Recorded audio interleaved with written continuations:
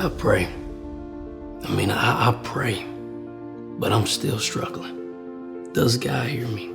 I tithe religiously, but I'm still struggling. Does God hear me? And then I read this book and realized maybe I wasn't listening. Contrary wins. For those who want to give up but need to know, greater is coming. Buy now on He Did Not Forget What up, y'all? So a lot of people have been asking me how to get their music on my brand Vile Hip Hop News. I think I got away. I'm going to start doing music video reactions for independent artists. If you're interested, email me at dlsmediainc1@gmail.com for details. Story up today. Now, GloRilla was feeling herself, and she went on her Instagram Live and made a statement that we want to talk about. Let's play the video, and we'll get your reaction. I was dancing to my song, holding my titties. Don't worry about what me and my titties doing, bitch. Ballin'. Tell me some.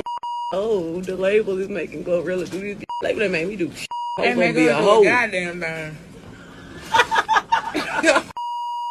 Gotta say, a hoe gonna be a hoe, regardless. Ain't got nothing to do with the label, do it. Y'all just be swearing. Like, do like everything I do, I be wanting to do it. Like, y'all gotta learn how to just mind your business sometimes. Yeah, GloRilla just trying to do this. GloRilla trying to get some hoes. That's what I'm trying to do. You, what's that like? I'm looking for the hoe. Bo's a third trap. What's up? Where the That's what that about. It ain't about no label making me do shit. It's about me looking for some hoes. So, if you a hoe and you want me, DM me. Quietly, guys. Quietly.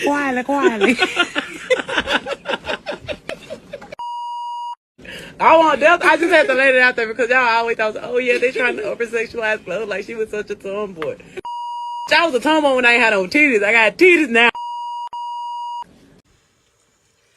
Sam, man, where the hoes at? Where the hoes at? Right in front of that camera.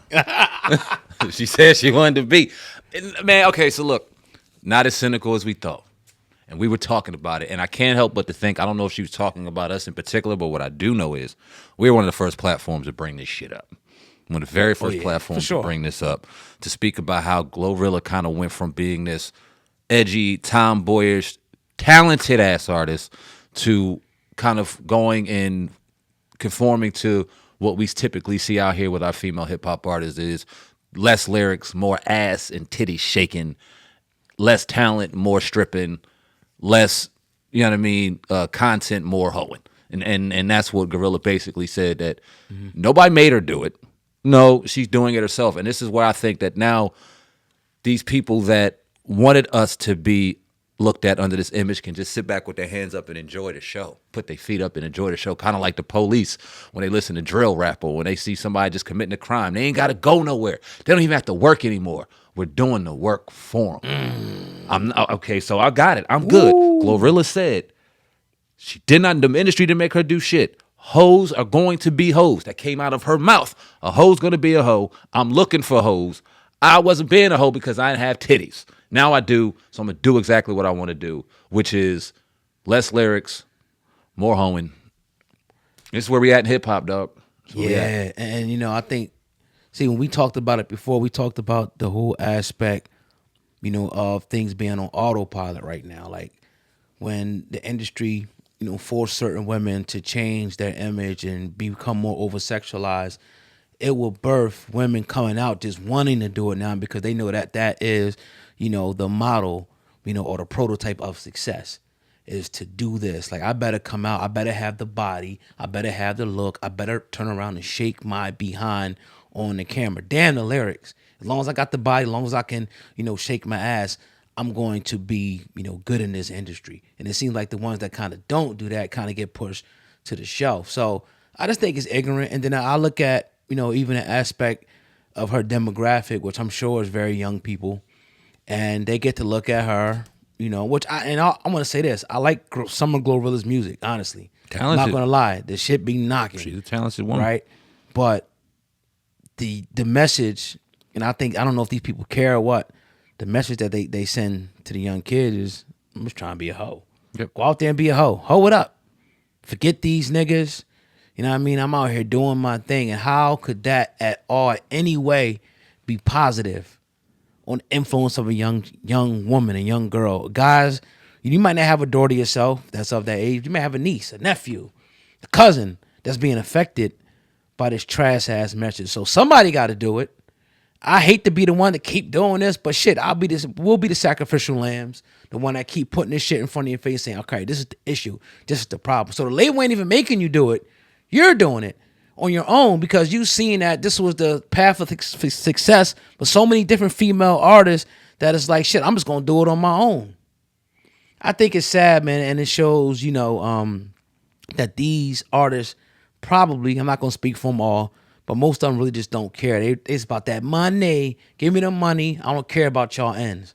And that's the destructive mentality, man. You said something that made me think of a conversation we had maybe last week sometime about Sexy Red and her lip gloss line.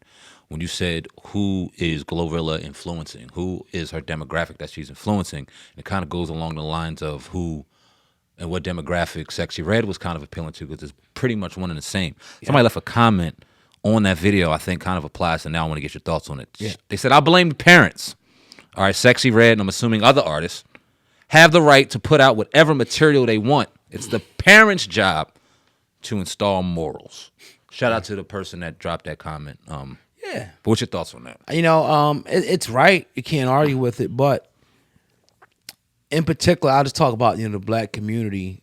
A lot of the times we lack the certain role models that we should have, like the structure that me and you came up in. A lot of black families don't come up in that structure, strong grandparents, strong aunts, uncles, that family, that village there to make sure, like, we couldn't go out in the streets if we wanted to. It just wasn't going to happen. We was going to get our necks broken. We wasn't going to be influenced. We could see the stuff on TV. I just listen to hip-hop. Yeah. You listen to hip-hop. Yeah. I listen to all the ratchetry, but no way I was going to do none of that shit like that. The fucked up movies and Boys in the Hood, Menace to Society, all that. Right, because I had a father in the house that just wasn't going to accept it. So if you're devoid of that, if it's just, let's say, a single mother, which a lot of our households are, and not a lot of positive role models, that single mother, she may be working 2 or 3 jobs, so she can't really be that rock. The schools ain't really helping. The role models ain't really helping. That's supposed to be around, or the aunts and uncles. It's a broken family structure, so it makes them more accessible to these artists and these rappers. And since everybody puts them up on the pedestal like they're the damn gods of the black community, the people that we should listen to, these are the people that got a lot of influence in the community. If it wasn't the case, then these companies wouldn't be promoting all their products with these people.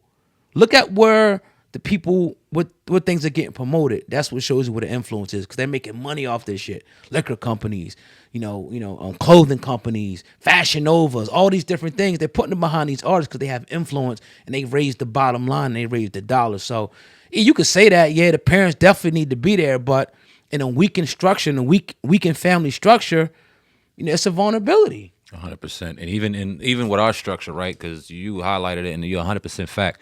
As strong as a family structure we had, when button downs were popping, we was wearing button downs. When fitteds were dope, we was rocking fitteds. Right. When the culture dictated a new trend, we followed that trend. As good of parenting as we had, even though I promise you our parents didn't know exactly what the fuck was going on all the time. Right. Let me also say this. I'm sure that there's a ton of men and women behind bars right now who had great parents. Not every person is going to listen to what the parents tell them to do, unfortunately. There could be parents laying down the law telling them every single thing to do, but at the end of the day, these people are going to do what they do. And when we live in a generation now where a lot of the world is ran by this, and when kids are bringing these to school, and when parents are going to sleep, this is still in their hand, it's far more than just the parents. We can't just put it all on the parents. Go ahead, bro. And also, a good point, because we see when we seen the little Kims and the sexy shit, we saw it in the Source magazine. We didn't have the opportunity to see these people every day on social media marketed in our face. Every time, you scroll, somebody shaking their ass. Every time, you could have a 10-year-old, 13-year-old girl that's looking on one of these stories and they leaking a nude or some wild shit like that. See, that didn't happen in our day. It was magazines. Right. So, like you said, it's so accessible now that they're being controlled by this, and these artists are in that face all day on their Instagram promoting nonsense. Yep. So, that's a good-ass point, man. It's just, Yeah. it's just it's too much of it. It's too easy of an excuse to just blame the parents in 2024. There's good parents out here doing what they supposed to do and what they supposed to not get their kids a cell phone. I'm saying, I'm not talking about a 9-year-old. I'm talking about a 15, 16-year-old who's in school, who may be doing sports, who may be doing this, whatever the case, got to communicate. They got a phone. They got access to everything.